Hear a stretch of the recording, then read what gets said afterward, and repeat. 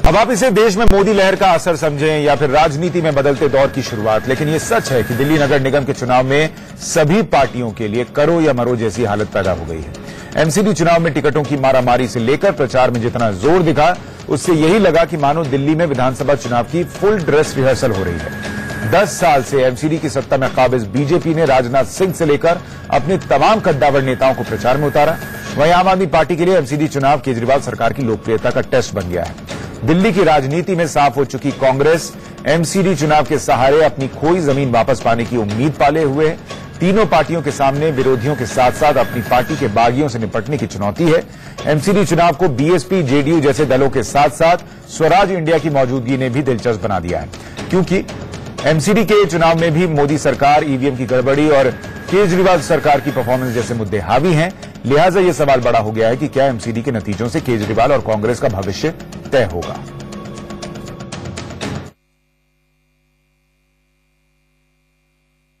दस साल से एमसीडी में बीजेपी की सरकार है। 10 साल में बीजेपी दिल्ली साफ नहीं कर पाई, तो जो पार्टी 10 साल में दिल्ली साफ नहीं कर पाई, 10 साल में मच्छर नहीं हटा पाई, वो पार्टी अब आने वाले समय में दिल्ली साफ कैसे करेगी। कर्मों को, अपने सारे भ्रष्टाचार को और पूरी दिल्ली के अंदर दिल्ली को इन्होंने डेंगू और चिकनगुनिया का जो अड्डा बना दिया, उसको ये मोदी जी के नाम से ढकना चाह रहे हैं, लेकिन जनता इसको देख रही है। भारतीय जनता पार्टी के 21 पार्षद इंडिपेंडेंट चुनाव लड़ रहे हैं और भारतीय जनता पार्टी ने उनको निकाला। इतना हमारे यहाँ पर एक भी सिटिंग काउंसलर इंडिपेंडेंट इलेक्शन हमने नहीं लड़ने दिया। दूसरा, आम आदमी पार्टी के अपने एमएलए भारतीय जनता पार्टी के लिए कैंपेनिंग कर रहे हैं, उनको अपनी लिस्ट 6-6 बार बदलनी पड़ी है। केजरीवाल जी की विश्वासार्हता, उनकी क्रेडिबिलिटी और उनकी पॉपुलैरिटी, तीनों का ग्राफ डाउन है। वो जो बातें बोल रहे हैं, लोग उनको आकलन कर रहे हैं। एक भी करप्शन का मुद्दा नहीं मिला, परफॉर्मेंस के बारे में बोल नहीं सकते, तो ईवीएम मशीन की चर्चा कर उन्होंने इलेक्शन का इश्यू डाइवर्ट करने की कोशिश की। अब आप अंदाजा लगाइए कि बिहार के मुख्यमंत्री नीतीश कुमार यहां जेडीयू के लिए प्रचार करते हैं, बीजेपी के तमाम कद्दावर नेता प्रचार करते हैं, केजरीवाल प्रचार करते हैं, तो ये चुनाव जो निकाय चुनाव है वैसे तो, लेकिन कितना बड़ा हो जाता है, इसकी अहमियत कितनी बड़ी हो जाती है, इस पर बात करने के लिए हमारे साथ नूपुर शर्मा बीजेपी की नेता जुड़ रही हैं, अनिल चौधरी कांग्रेस के प्रवक्ता हमारे साथ हैं, थोड़ी देर में योगेंद्र यादव जुड़ेंगे, स्वराज इंडिया के फाउंडर हैं, और सोमनाथ भारती आम आदमी पार्टी के प्रवक्ता जुड़ेंगे। और ये ध्यान रखिएगा कि इस बार के एमसीडी चुनाव में 2 प्लेयर्स अपना डेब्यू कर रहे हैं, स्वराज इंडिया और आम आदमी पार्टी भी पहली बार चुनाव लड़ रही है। नुपुर जी, मेरा सवाल आपसे कि 10 साल से एमसीडी में बीजेपी रही, लेकिन अपना काम गिनाने के बजाय पूरे प्रचार में ऐसा लगा कि आप केजरीवाल के काम का हिसाब मांगते रहे। अमित शाह ने कहा था कि ये बदला लेंगे हम इस चुनाव में 2015 के जो चुनाव थे उसका, तो ये बदलने से ज्यादा बदला लेने का चुनाव है क्या आपके लिए? नहीं जी, ऐसा है कि सबसे पहली बात तो ये है कि मेरी आवाज एको हो रही है, ठीक करवा दीजिए। सबसे पहले तो मैं इतना कहना चाहूंगी कि जब हमारा मैनिफेस्टो रिलीज था, उसमें साफ सी बात यह कि हमारे प्रदेश अध्यक्ष ने ये साफ बताया था कि हमारी उपलब्धियां क्या है। हमने पैम्फलेट्स भी छापे, हमने लोगों के बीच में बढ़ चढ़ के हमने प्रचार भी किया कि क्या क्या काम हुआ है। दिल्ली की जनता जानती है भली भांति, क्योंकि मैं अभी मुख्यमंत्री को सुन रही थी कि गंदगी है, कि जब से इनकी सरकार दिल्ली में आई है तब से गंदगी ज्यादा है। किसी को एक्सपोज करना, हम दूसरों की गलतियां नहीं बताते, किसी को एक्सपोज करना हमारी जिम्मेदारी है, क्योंकि दिल्ली की जनता आज ठगा महसूस कर रही है। पहले ठगी गई कांग्रेस से और अब ठगी गई वो आम आदमी पार्टी से। सच्चाई तो ये है कि सर्वोच्च न्यायालय ने दिल्ली की सरकार मतलब आम आदमी पार्टी को अगस्त 2016 में 2 बार पुलअप किया था, खिंचाई करी थी, ये कहते हुए कि आप दिल्ली के स्वास्थ्य और वेक्टर बोर्न डिजीजेस के लिए कुछ भी नहीं कर रहे हैं। 2 बैठक करने को भी बोली। पहली बैठक के बाद साफ सर्वोच्च न्यायालय ने ये कहा। नुपुर जी, मेरा सवाल यही है कि आप लोग जो है आम आदमी पार्टी पे सवाल खड़े कर रहे हैं, लेकिन आपकी खुद की हालत ऐसी थी कि आपको सारे कैंडिडेट बदलने पड़ गए, आपके बड़े बड़े नेताओं को प्रचार में उतरना पड़ गया। इससे पहले कब ऐसा हुआ था कि आपके इतने बड़े बड़े नेता जो हैं वो प्रचार के लिए एमसीडी में उतरे हों? नहीं, ऐसा नहीं है। अगर हमारे पूरे देश में आप हमारा प्रचार देख ले, और खासतौर से दिल्ली, क्योंकि देश की राजधानी है, यहाँ पे सारे मंत्री यहीं रहते हैं और काफी टाइम से भी रहते हैं, और बाकी बाहर भी जो चुनाव होते हैं उसमें हमारे नेतागण जाते जरूर हैं। बीएमसी चुनाव में कौन कौन गए थे, जरा नाम बताइए। जाते नहीं है। अभी कुछ और जगहों पर निकाय चुनाव हुए, उसमें कितने, राजनाथ सिंह, अमित शाह सब गए थे क्या? हमारे आई एम सॉरी, अभी 5 प्रदेशों के चुनाव हुए हैं, उसमें हमारे प्रधानमंत्री खुद भी गए हैं, अमित शाह जी भी गए हैं, और जहां से जिस बड़े नेता का लिंक होता है वो वहां पे जरूर बुलाए जाते हैं और जाते भी हैं, ऐसा नहीं है, आप जाके चेक भी कर सकते हैं। लेकिन यहाँ पे मैं कुछ और बात कर रही हूँ। बात आप ये कह रहे हैं हमने काम नहीं गिनाए, हम काम गिनाए जा रहे हैं। और आप ये मुझे बता दीजिए कि पिछले 10 साल से एमसीडी में भारतीय जनता पार्टी है, लेकिन ये शिकायतें जो गंदगी की है ये सिर्फ आम आदमी पार्टी की दिल्ली सरकार बनने के बाद क्यों आई? ये सबसे पहली चीज है जो ध्यान में रखिए कि सर्वोच्च न्यायालय को बीच में कॉग्निजेंस लेना पड़ गया, कॉग्निजेंस लेनी पड़ गई, और खुद उसमें बीच में दिल्ली सरकार के मुख्यमंत्री को उन्होंने 2 बार सुनवाई करी और बोला कि तुम कुछ काम नहीं कर रहे हो, we are not satisfied, you don't seem interested. ये बहुत बड़ी चीज है कहना सर्वोच्च न्यायालय का दिल्ली के मुख्यमंत्री को। अब आती है बात नए प्रत्याशियों की। नहीं, आपने सुशांत जी पूछा है कंप्लीट, और मेरी एको हो रही है, प्लीज आवाज जरा ठीक है। आप एक काम करते हैं नुपुर जी, मैं वो आपका इको ठीक करा देता हूँ, फिर मैं आपके पास आता हूँ ताकि आप जवाब जो है वो बेहतर। सुशांत जी एक लाइन बोलनी है। अच्छा बोल लीजिए एक लाइन। सुशांत जी एक लाइन बोलनी है। एक नए ये जो नए प्रत्याशियों की बात है, देखिए हर पार्टी में जनरेशनल शिफ्ट आता है, और आगे काफी ऐसे काउंसिलर्स भी थे जो 2 बार रिपीट भी हुए थे। तो एक जिम्मेदार लोकतांत्रिक पार्टी होने के नाते, क्योंकि हमारी दुनिया में, देश में नहीं दुनिया में सबसे बड़ी राजनीतिक पार्टी है, हमारी जिम्मेदारी बनती है कि हम नए लोगों को एक अपॉर्चुनिटी दें कि वो भी अपना मेटल प्रूव कर सके। और इसके लिए आपने सबको बदल दिया। ऐसा तो आपने यूपी चुनाव में भी नहीं किया, जहां पर आपके विधायक थे उनमें से सबको बदल दिया था क्या जनरेशन शिफ्ट के लिए?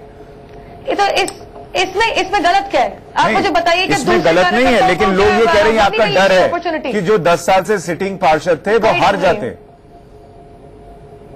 देखिए मैं आपको बताती हूँ सुशांत जी, 2014 से 17 चुनाव हो चुके हैं हमारे देश के अंदर, और 17 में से 14 चुनाव में भारतीय जनता पार्टी ने अपना परचम लहराया है। उन 14 चुनावों में से कितनी जगहों पर आपने सारे टिकट जो है कैंसिल कर दिए थे और नए लोगों को टिकट दिए थे?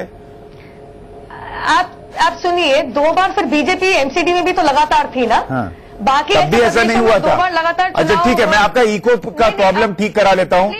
हमारे साथ अनिल चौधरी भी हैं, योगेंद्र यादव भी जुड़ गए हैं स्वराज इंडिया के। अनिल जी पहले ये बताइए, कांग्रेस पार्टी के लिए ये लड़ाई आम आदमी पार्टी से है, बीजेपी से है, और दूसरा सवाल ये कि आपकी पार्टी में इतनी बगावत हो गई एक निकाय चुनाव के लिए, बड़े बड़े नेता नाराज हो गए, इसकी वजह क्या है? सर देखिए, पहले तो मैं ये बता दूं, जिस तरह से नुपुर जी बोल रही थी, हमारी लड़ाई दिल्ली के अंदर फैली गंदगी के साथ है। जो हाल 3 साल के अंदर और 10 साल से बीजेपी ने जो दिल्ली का बुरा हाल किया है, एमसीडी का बुरा हाल किया है। पहली बार तो माननीय प्रधानमंत्री जी ने स्वच्छ भारत अभियान का जो नारा दिया, और दिल्ली हिंदुस्तान की राजधानी है, उस राजधानी के अंदर जिस तरह से गंदगी से महामारी फैली, मैं समझता हूं नुपुर जी को उस पर भी जवाब देना चाहिए। सैकड़ों मौतें हुई, जिस तरह से चिकनगुनिया, डेंगू जिस तरह से फैला है, उसके लिए जिम्मेवार कौन है? सवाल टिकटों का ये भी पूछ रहे ना, आपकी पार्टी के अंदर बड़े बड़े नेताओं को आपने प्रचार के लिए नहीं बुलाया। अगर आपके पास इतना बड़ा मुद्दा था, शीला दीक्षित तक को आपने बिल्कुल जवाब दूंगा, लेकिन बात यदि एमसीडी पे हो रही है तो ये चर्चा भी, क्योंकि आप ही ने डिबेट किया है, आपने नुपुर जी से पूछा, नुपुर जी ने पक्ष रखा है, तो जनता ये भी जानना चाहती है कि 150 के करीब सिटिंग काउंसिलर्स की टिकट उन्होंने काटी। कई काउंसिलर्स ऐसे थे जो अच्छा काम भी कर रहे होंगे, लेकिन किस तरह की सजा उन लोगों को मिली जो दोषी लोग थे, भ्रष्टाचार में लिप्त थे। और यदि सर आप उनके टिकट की बात कर रहे हैं, आपके यहाँ टिकट देने में इतनी नाराजगी हो गई कि लवली साहब जो प्रदेश अध्यक्ष, मुझे यदि आप छोड़ के मुझे आप कंप्लीट करने का मौका देंगे तो मैं उस पर भी बोलूंगा।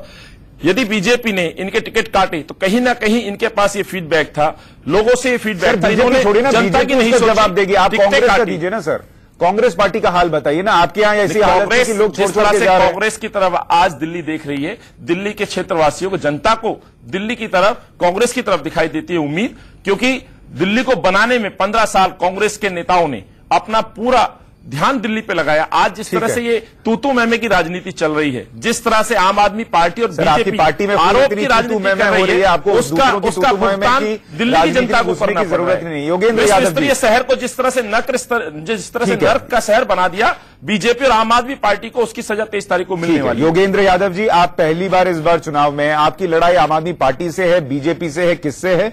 और क्या अगर बीजेपी और आम आदमी पार्टी अपने काम पर बात नहीं कर रहे थे, जैसे आपने थोड़ी देर पहले ट्वीट किया, तो ये आपकी नाकामी है क्या कि आप इन मुद्दों को उठा नहीं पाए, या उनकी कामयाबी है कि वो डच कर गए?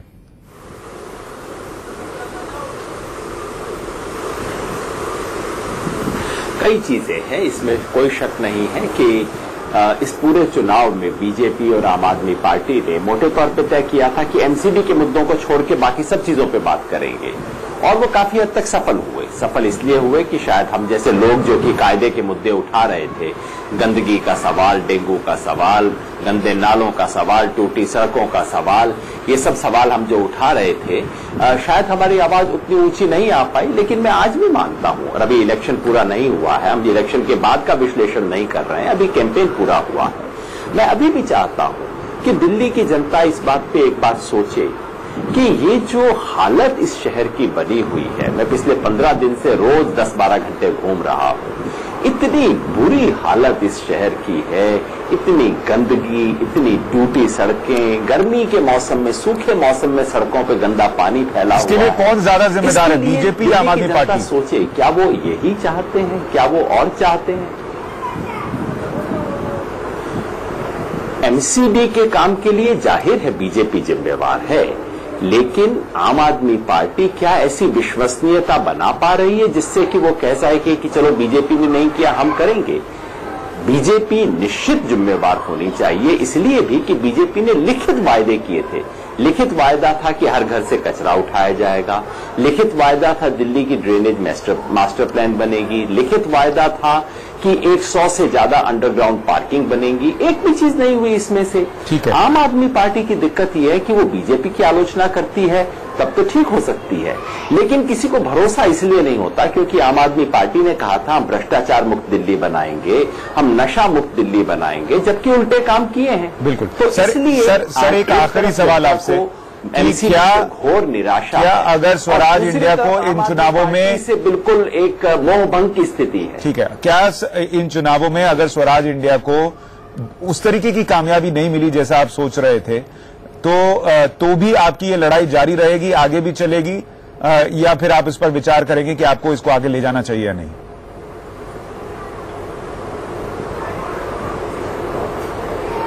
मैं दो चीजों का आपको विश्वास दिला देता हूं। नंबर एक तो कि 26 तारीख को जो कुछ भी हो, हम ईवीएम की शिकायत नहीं करेंगे। और दूसरी बात, 26 तारीख को जो भी हो, 27 को हमारा काम शुरू हो जाएगा और हम दिल्ली भर में स्वराज केंद्र बनाने वाले हैं। वो स्वराज केंद्र जो कि अगले 5 साल तक काम करेंगे। जो हमारे साथी जीतेंगे वो भी स्वराज केंद्र चलाएंगे, जो साथी जीत नहीं पाएंगे वो भी स्वराज केंद्र चलाएंगे, ताकि हम जनता के दैनंदिन मुद्दों को सुलझाएं, जनता से जुड़ें और जनता की दुख तकलीफ को उठाएं। ये हमारे लिए दीर्घकालिक यात्रा है और ये जो है ये तो पहला पड़ाव है, सिर्फ एक पहला कदम है। और मुझे लगता है इस पहले कदम में लोगों ने सीटी की आवाज को सुना है, जितना स्नेह मिला है, कम से कम हमारे मुद्दों को लोगों ने ध्यान से सुना है और पार्टियों को कुछ बातों को जवाब देने को मजबूर होना पड़ा है। सर आपको कहीं जाना भी है, इसलिए मैं आपका शुक्रिया अदा करूं। उससे पहले एक आखिरी सवाल, क्योंकि आप बड़े सेफोलॉजिस्ट भी हैं, बेहतर काम करेंगे। आप बड़े सेफोलॉजिस्ट भी हैं सर, आपके हिसाब से स्वराज इंडिया को कितनी सीटें आ रही हैं?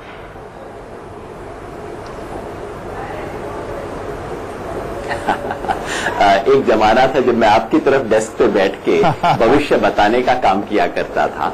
आजकल छोटे से तरीके से भविष्य बनाने का काम करता हूं। आपका धर्म है चुनाव के बारे में आकलन करना, और मैं क्यों आप, और कम से कम आपकी नीयत पे मैं शक नहीं करूंगा, आप कुछ भी कहें। मेरा काम है चुनाव का आकलन नहीं करना, चुनाव को बदलने की कोशिश करना, उसे बेहतर बनाना। मैं अपना धर्म कर रहा हूं, आप अपना धर्म कर रहे हैं, मैं आपके धर्म का सम्मान करता हूं, आप मेरे धर्म का सम्मान कीजिए। चलिए, बहुत अच्छी बात है, आपने कम से कम दो बहुत अच्छी बातें कही हैं। एक तो कि नतीजा कुछ भी आए आप ईवीएम पे सवाल नहीं खड़ेंगे, और दूसरा आपकी लड़ाई चलती रहेगी। बहुत शुक्रिया सर वक्त देने के लिए इंडिया न्यूज को। और हमारी ये बातचीत चल रही है, अब हमारे साथ इसमें आम आदमी पार्टी के प्रवक्ता सोमनाथ भारती भी जुड़ गए हैं। भारती साहब, बहुत स्वागत है आपका इस चर्चा में। और आपसे पहला सवाल ये कि जो केजरीवाल साहब कह रहे हैं कि बीजेपी को वोट देने के बाद डेंगू हुआ तो आप खुद जिम्मेदार होंगे, क्या ये डराकर वोट लेने वाली बात है?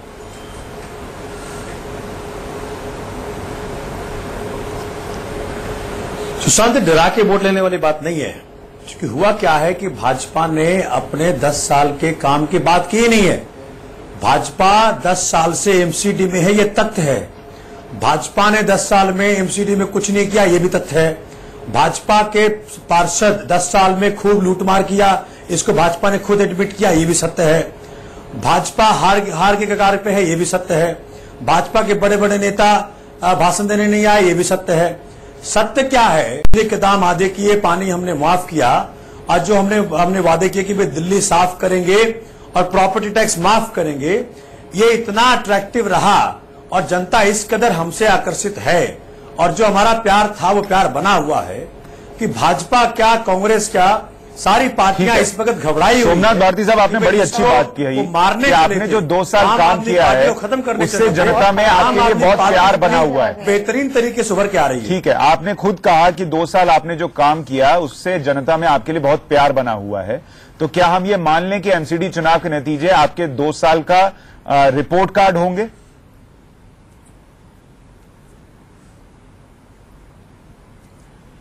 देखिए सुशांत, जैसा मैंने पहले कहा, हमें तो चूंकि हम काम करने वाले लोग हैं। मुझे याद है कि जब 2015 के अंदर माननीय मोदी जी जब चुनाव प्रचार में गए दिल्ली के अंदर, और जब भाजपा के 3 सीट आई थी 70 में से, तो भाजपा कहती थी नहीं नहीं हमारे लिए थोड़ी है ये माननीय मोदी जी के ऊपर थोड़ी है ये। अरे भाई, जिस चीज का चुनाव उस चीज के ऊपर रिफ्लेक्शन होता है। बट नेवरदलेस, चूंकि स्टेट के अंदर हम सरकार हैं, और मैं आपको आज आपके चैनल के माध्यम से जनता को बताना चाहता हूं कि ओवर 200 सीट्स आम आदमी पार्टी की आ रही है, और ये वास्तविकता में अरविंद केजरीवाल साहब तो आपकी पंजाब और गोवा में भी सरकारें बन गई होगी, क्योंकि दिल्ली वो जगह है जहां से हम पनपे हैं। सुशांत, देखिए, चूंकि हम अपने ही यार्डस्टिक्स को फॉलो करते हैं। हमने खुद कहा था पंजाब में सरकार बनाएंगे, हमने खुद कहा था गोवा में सरकार बनाएंगे, लेकिन वास्तविकता और जिस तरह से ईवीएम के साथ छेड़खानी हुई हम सबको मालूम है। पंजाब के अंदर पहली बार, सर मुझे और लोगों से भी जवाब लेना है, मैं आपसे 2 सवाल पूछ रहा हूं और उसका सीधा सीधा जवाब दीजिएगा सर, इधर उधर मत जाइएगा। क्या ये नतीजे आम आदमी पार्टी के काम को रिफ्लेक्ट करेंगे कि लोग उसे पसंद कर रहे हैं या नहीं कर रहे हैं? और क्या आप नतीजों के बाद ईवीएम की गड़बड़ी का आरोप तो नहीं लगाएंगे? छोटे में जवाब दीजिएगा सर। सुशांत भाई, जैसे मैंने पहले कहा कि आम आदमी पार्टी ने बेहतरीन काम किया 2 साल के अंदर, और उस बेहतरीन काम के प्रपोर्शन में जनता बहुत प्यार दे रही है, और करीब करीब 200 सीटें हमारी आएंगी। तो ईवीएम की गड़बड़ी का आरोप नहीं लगाएंगे, इस पे तो बोल दीजिए। देखिए, हमने बार बार साफ साफ कह दिया, क्योंकि generation 1 EVM is more tamper prone. हमने पहले कहा इस बात को, हम इस बात को मान ही नहीं रहे हैं। हमने कहा भाई जनरेशन 2 ईवीएम जिसमें कि वीवीपैट लगे, आखिरकार सेंट्रल सरकार ने, केंद्र सरकार ने बात को माना। आप कहेंगे या नहीं कहेंगे इतना बता दीजिए। अगर इसमें क्या, अगर मान लिया मोदी बेव है, अरे तो बेव को क्यों झुटला रहे हो? बेव को ना झुटलाओ ना, हमने ये बात कही। मैं आ सकती हूँ सुशांत जी? नुपुर जी आइए, ठीक है, आप करवाइए। देखिए, एक तो इससे पहले का सुनने दीजिए। आवाज आ रही है आपको? हाँ, आ रही है। आवाज नहीं आ रही है? सुशांत जी, आवाज आ रही है आपको? आ रही है, आप बात रखिए। हेलो नुपुर जी, मुझे आपकी आवाज आ रही है, आप बात रखिए अपनी। हेलो, नहीं आगे सुशांत जी मेरी आवाज सुनिए। हेलो आप बोलिए, हम सुन रहे हैं आपको। कहाँ पैच कर रहे हैं? कोई सुन ही नहीं रहा, तुम क्या कर रहे हो यार? चलिए अनिल चौधरी साहब, नूपुर जी हमारी आवाज नहीं सुन पा रही, लेकिन बीजेपी उम्मीद करी कि उन्होंने जो कहा है कम से कम जनता सुन रही होगी। लेकिन एक बात बताइए कि क्या ये कांग्रेस के लिए भी इस वक्त अपने वजूद को बचाने की लड़ाई है एमसीडी? क्योंकि अगर आप एमसीडी भी हारे तो दिल्ली में अगर लोग केजरीवाल को नकार रहे हैं तो बीजेपी के पास जा रहे हैं, आपके पास नहीं जा रहे हैं, यह आपके लिए एक बड़ा झटका होगा, बड़ा मैसेज होगा। नहीं, बिल्कुल नहीं, मैं इससे सहमत नहीं हूं। और दिल्ली की जनता, देखिए जिस तरह से आपने कहा है, मैं कुछ आंकड़े बताता हूं। पीछे कॉर्पोरेशन का चुनाव हुआ, आम आदमी पार्टी के 2 विधायक चुनाव लड़े थे काउंसिलर्स को, जिनको कांग्रेस के निगम पार्षदों ने हराया। जैसे बिन्नी कुमार, बिन्नी एमएलए भी रहे, भाजपा से भी लड़े, उसको कांग्रेस ने हराया। ऐसे ही रजौरी गार्डन का आप परिणाम देखें, यदि कांग्रेस 8-9% पे थी, आज 32% पे पहुंची है। इन दोनों लोगों की लड़ाई तू में जो हाल दिल्ली का हुआ है, जिस तरह से बीमारियां फैली, मैंने पहले भी कहा है। और अभी इससे संतुष्ट हैं कि आप दूसरे नंबर पर? बिल्कुल, हम आपको ये कहना चाहते हैं कि दिल्ली के लोग, दिल्ली के मतदाता कांग्रेस को वोट कर रहे हैं। कांग्रेस के कार्यकर्ताओं में जोश है, उत्साह है, और आप देखिए मैं बस आपसे इतना पूछ रहा हूं। अच्छा, नूपुर जी हमारे साथ जुड़ गई हैं। नूपुर जी जल्दी से अपनी बात रखिए, मैं माफी चाहूंगा ये जो टेक्निकल प्रॉब्लम आई। तो मैं सुशांत जी, आई एम सॉरी सुशांत जी, एक तो मैं साफ कर दूं कि मुझे कुछ सुनाई नहीं दिया कि कांग्रेस के प्रवक्ता ने क्या कहा और योगेंद्र यादव जी ने क्या कहा। तो अगर आप मुझे बताना चाह रहे हैं कि इन्होंने क्या बोला बीजेपी के बारे में, तो I be grateful to you. Sir ma'am, अब चूंकि मेरे पास शो में वक्त नहीं बचा है, लेकिन आप जो अपनी बात कहना चाह रही थी वो रख दीजिए, क्योंकि वक्त नहीं बचा है मेरे पास। मैं साफ बात करना चाह रही हूँ। आप पूछ रहे हैं कि एमसीडी में बीजेपी ने क्या किया है। 216 स्कूल हमने बनाए, अस्पताल हमने बनाया, waste to energy management plants. Please allow me to finish. Nupur ji आपको सच्चाई बतानी पड़ेगी। Waste to energy, waste, I am sorry, आप चुप रहिए, मैं आपके बीच में चुप रही थी। Waste to energy management plan, आपको सुनाई नहीं दे रहा था, लेकिन आप सच्चाई भी बताइए। आपके पार्षदों के टिकट यदि भ्रष्टाचार में आपने काटे, कौन बोल रहा है? इस तरह से आप बात नहीं कर सकते कि आप चुप रहिए। आपकी टेक्निकल प्रॉब्लम आपके उसमें हुई है, डिबेट यदि हो रहा है तो आप इस तरह से बात करिए। एक बात बताइए, केजरीवाल कह रहे हैं दिल्ली में किसी को डेंगू हुआ आम आदमी पार्टी के बाद तो लोग खुद जिम्मेदार होंगे। इनके स्कूलों में कुत्ता, जिन स्कूलों के अंदर आज अपने बच्चों को पढ़ाने नहीं दे सकता, आप उनकी वाहवाही लूटना चाह रहे हैं। अगर आप चाहते हैं, अच्छा, ये कौन कांग्रेस के प्रवक्ता बोल रहे हैं क्या? कांग्रेस से पूछिए कि 40 रुपए का टॉयलेट पेपर। चलिए ठीक है, मैं माफी चाहूंगा, मेरे पास इतना ही वक्त है, और नुपुर जी से खास तौर पर माफी, क्योंकि कुछ टेक्निकल प्रॉब्लम की वजह से हम उनके पास ज्यादा नहीं जा पाए। लेकिन इतना जरूर है कि चुनाव का शोर थम गया है, नेताओं के आरोप प्रत्यारोप का शोर भले न थमा हो, और इस बार एमसीडी के चुनाव के नतीजे बहुत बड़े तौर पर देखे जाने वाले हैं। आम आदमी पार्टी के काम का को रिफ्लेक्ट करेंगे वो। बीजेपी जो है, क्या मोदी वेव यहां भी कायम है? और कांग्रेस पार्टी के अंदर जो इतनी लड़ाई चली, क्या बावजूद इसके आम आदमी पार्टी का शेयर अगर गिरता है तो कांग्रेस पार्टी एक बार फिर से दिल्ली में उभर कर ऊपर आ सकती है? इन सब पर नजर रहेगी। अभी के लिए इतना ही, नमस्कार।